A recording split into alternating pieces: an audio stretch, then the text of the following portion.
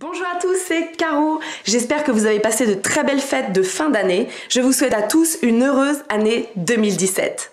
Pour ma part, comme vous pouvez le voir, j'ai déménagé, changement de décor. Alors vous avez toujours la bibliothèque d'un côté et le canapé de l'autre. Mais le style a radicalement évolué. Fini les objets de décoration antiques, place à la modernité. Le tout est désormais plus sobre, alliant le bois, symbole de justice et de tradition, et le verre, symbole de modernité et de transparence. Cette dualité se retrouve également dans les couleurs choisies, à majorité grise et marron. Deux couleurs qui sont a priori incompatibles et qui pourtant, conjuguées de façon parcimonieuse... Sors de ce corps, Stéphane Plaza! Bref, je souhaite aujourd'hui m'entretenir avec vous de la vie privée au travail. Et j'aimerais vous poser cette question. À votre avis, un employeur est-il en droit de consulter les emails personnels d'un salarié stockés sur un ordinateur professionnel?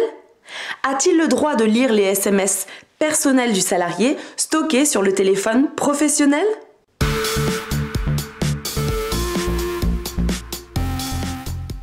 A priori, l'autorité de l'employeur sur les salariés ne s'exerce que dans la sphère professionnelle.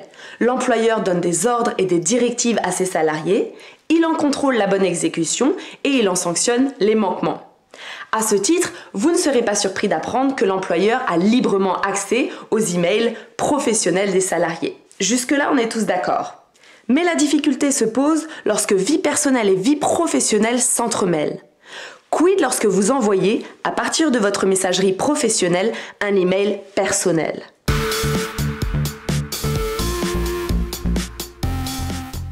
L'article 9 du Code civil dispose ceci: chacun a droit au respect de sa vie privée.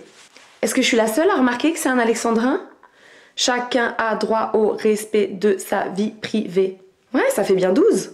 La protection de la vie privée s'exerce dans une multitude de situations.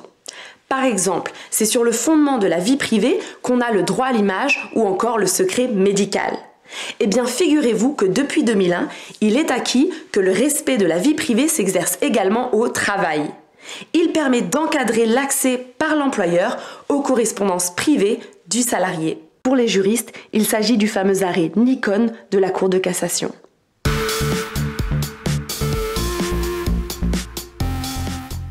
Le respect de la vie privée a pour corollaire le secret des correspondances au travail.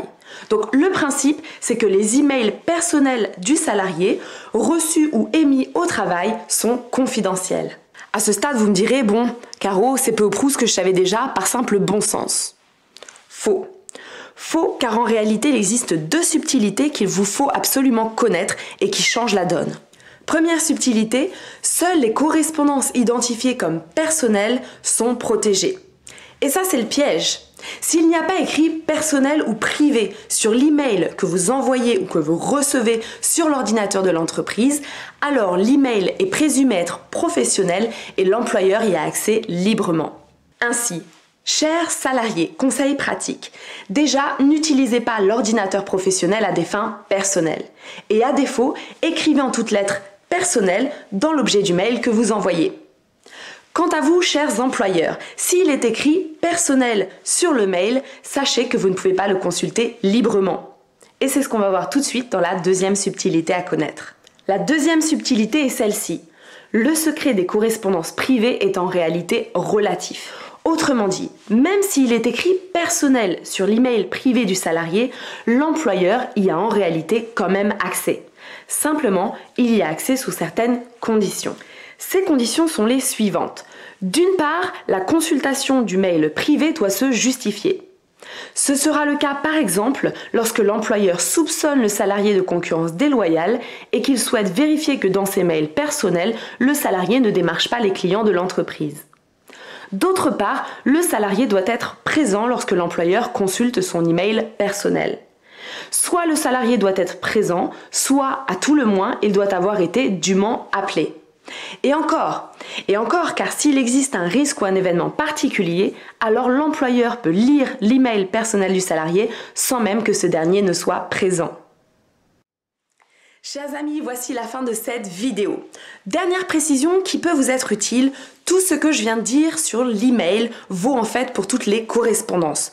Que ce soit par exemple les SMS personnels reçus sur le téléphone professionnel ou encore les lettres reçues ou émises sur le lieu de travail. Lettres? Attends, mais on est au XXIe siècle, Caro? Et si vous avez aimé le thème de la vie privée au travail, dites-le moi car je peux faire encore plein de vidéos sur le sujet, notamment sur la fouille des vestiaires au travail, sur le licenciement pour perdre du permis de conduire, tout ça. À très vite!